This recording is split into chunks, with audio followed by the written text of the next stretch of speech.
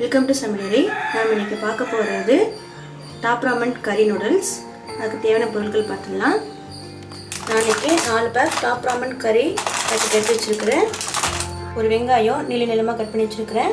2 முட்டை, கேப்சிகமை இதுமாரி குட்டி குட்டியாக கட் பண்ணி வச்சுருக்கிறேன். 100 கிராம் பன்னீர், அப்புறமா ஒரு சின்ன துண்டு இஞ்சி, 3 பல் பூண்டு நல்லா நசுக்கி எடுத்து வச்சுக்கோங்க. அப்புறம் ஒரு பச்சை மிளகா, அதை நல்லா கீறி எடுத்து வச்சுக்கோங்க. அப்புறமா ஒரு கொத்து கருவேப்பிலை. வாங்க நம்ம இது எப்படி செய்யலாங்கிறத பார்க்கலாம். இப்போது ஒரு பாத்திரத்தில் தண்ணி வச்சுருக்கிறேன். அடுப்பு பற்ற வச்சுட்டேன். இது லைட்டாக சூடாகட்டும்.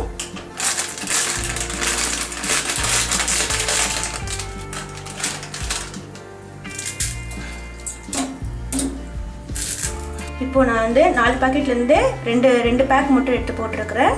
இது வெந்துட்டு இருக்கும்போது நம்ம ஒரு ஸ்பூன் எண்ணெய் விட்டோம்னா நல்லா ஒன்றோட ஒன்று ஒட்டாமல் குழையாமல் வரும். இப்போது இது வெந்துடுச்சு. இப்போ நம்ம இதை எடுத்து வெளில வச்சிடலாம். இப்போது ஒரு கடாயை எடுத்து வச்சுட்டு அடுப்பத்தை வச்சுக்கலாம். கடாய் ஹீட் ஆனதும் தேவையான அளவு எண்ணெய் விட்டுக்கலாம். எண்ணெய் காஞ்சதும் 1/2 ஸ்பூன் கடலைப்பருப்பு போட்டுக்கோங்க.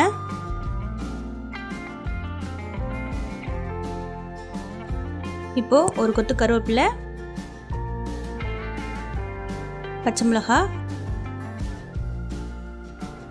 வெங்காயம்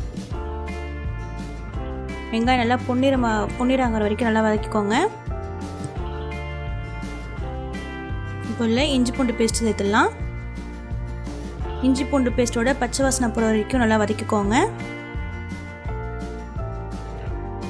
இப்போ இதில் முட்டை 2 சேர்த்துக்கலாம். முட்டையை சேர்க்கும்போது ஆனியனை லைட்டாக ஒதுக்கி விட்டு அப்புறமா முட்டையை சேர்த்துக்கோங்க.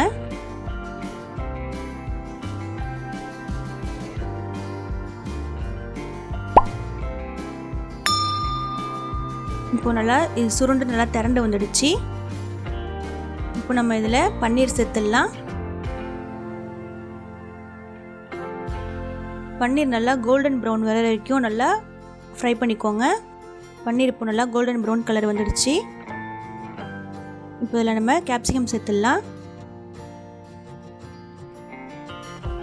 கேப்சிகம் ஒரு நிமிஷம் நல்லா ஃப்ரை ஆனால் போதும், ரொம்ப வேகணும்னு அவசியம் இல்லை. இப்போ இதில் நூடுல்ஸ் மசாலாவை உள்ளே சேர்த்துடலாம்.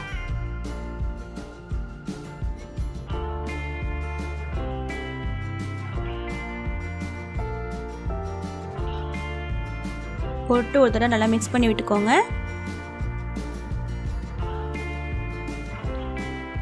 நல்லா எல்லா இடத்துலையும் நல்லா கொட்டாயிடுச்சு. இப்போது வேக வச்சிருக்கிற நூடுல்ஸை உள்ளே சேர்த்துடலாம். நல்லா ஸ்லோவாக மெதுவாக கிண்டி விடுங்க.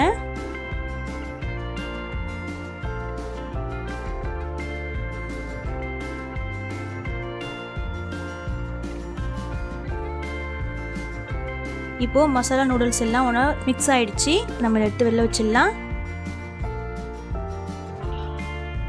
இப்போ நம்ம இதை டேஸ்ட் பண்ணி பார்க்க போகிறோம். நான்